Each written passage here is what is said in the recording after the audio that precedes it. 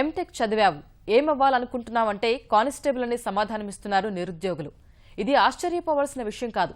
ఎందుకంటే ఆంధ్రప్రదేశ్ పోలీస్ నియామక సంస్థకు అందుతున్న దరఖాస్తుల్లో 50% ఉన్నత చదువులు చదువుకున్న వారివే ఉంటున్నాయి. దేశంలోని అన్ని రాష్ట్రాల్లోనూ చిన్న చిన్న ప్రభుత్వ ఉద్యోగాలకు పోటీ పడే వారిలో ఇదే ఒరవడి కనిపిస్తున్నా ఆంధ్రప్రదేశ్లో ఈ పరిస్థితి పరాకాష్ఠకు చేరింది. అర్హతకు తగిన ఉద్యోగం దొరక్కపోవడంతో పాటు ప్రభుత్వ ఉద్యోగాల్లో ఉన్న భద్రతే తమను చిన్న ఉద్యోగాలైనా వాటివైపు వెళ్లేలా చేస్తుందన్నది నిరుద్యోగుల మాట. తొలుత ఏదో ఒక ప్రభుత్వ ఉద్యోగం దక్కించుకోవాలి. అది ఏ స్థాయిలో అనేది ముఖ్యం కాదు. ముందు ఒక ఉద్యోగంలోకి వెళ్లిపోతే ఆ తర్వాత ఉన్నత ఉద్యోగానికి ప్రయత్నించవచ్చు. ఇది నేటి యువత ఆలోచన.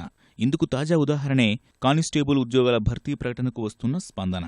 రాష్ట్రంలో ఇంటర్ అర్హతతో 4548 కానిస్టేబుల్ ఉద్యోగాల భర్తీకి దరఖాస్తులను ప్రభుత్వం ఆహ్వానించింది. ఆదివారం వరకు 2 లక్షల మంది ఈ ఉద్యోగానికి దరఖాస్తు చేశారు.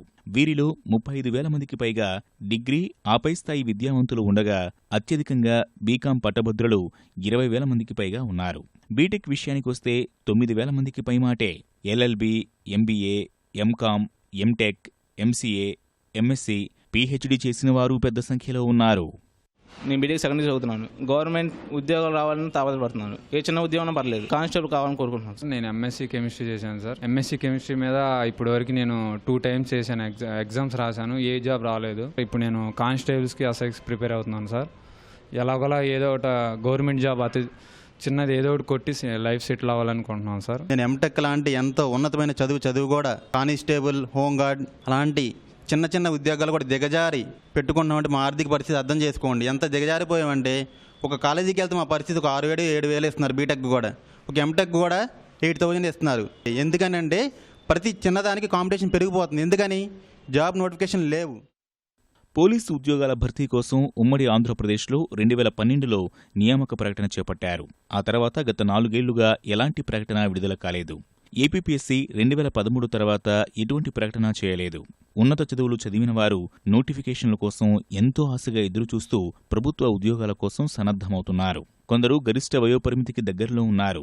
ఈసారి ఏదో ఒక ప్రభుత్వ ఉద్యోగం సాధించాలన్న తపనతో ఎక్కువ మంది ఉన్నత విద్యావంతులు పోలీసు ఉద్యోగాలకు దరఖాస్తు చేసుకున్నారు. ప్రభుత్వ ఉద్యోగం ఏ స్థాయిలో ఉన్నా సరే ముందు ఏదో ఒకటి సాధించాలనే పట్టుదల నిరుద్యోగుల్లో కనిపిస్తోంది.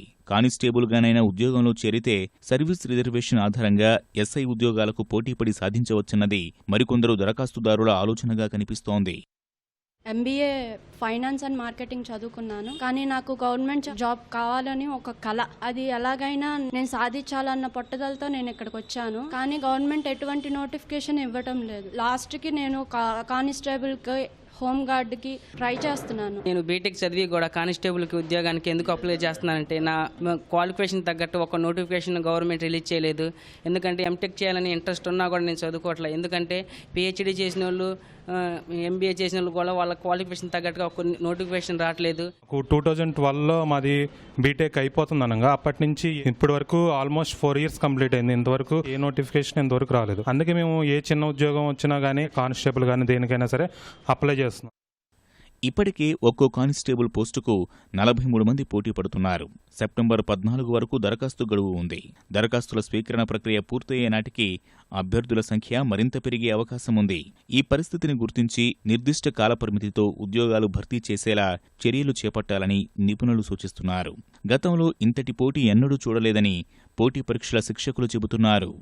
మన రాష్ట్రంలో ఎంతో హయ్యర్ క్వాలిఫికేషన్ ఉన్న వాళ్ళు కూడా కానిస్టేబుల్ లాంటి ఉద్యోగానికి అప్లై చేయాల్సిన పరిస్థితులు వచ్చాయి అంటే ఇది ప్రభుత్వ వైఫల్యమో నేను అనుకోవట్లేదు. సంస్థాగతంగానే చాలా ఎన్నో సంవత్సరాలుగా కొన్ని రకాలైనటువంటి సమస్యలు మనకు ఉన్నాయి. ప్రతి సంవత్సరం నోటిఫికేషన్ రావాలి.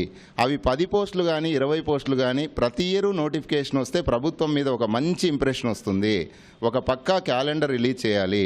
గ్రూప్ 1, గ్రూప్ 2 ఉద్యోగాలతో పాటు కానిస్టేబుల్ కానీ, సబ్ ఇన్స్పెక్టర్స్ కానీ ఆల్ టైప్స్ ఆఫ్ జాబ్స్కు సిస్టమేటిక్గా పర్ఫెక్ట్గా మనకు నోటిఫికేషన్ వచ్చి ఈ డేట్లో పరీక్ష జరుగుతుంది, ఈ డేట్లో రిజల్ట్ వస్తాయి, ఈ డేట్లో అపాయింట్మెంట్ ఆర్డర్ ఇస్తారు, ఈ డేట్లో ఉద్యోగంలో చేరొచ్చు అనేటువంటి ఒక స్పష్టతను గిన ప్రభుత్వం కల్పించినట్లయితే ప్రజలు ఎంతో సంతోషపడతారు.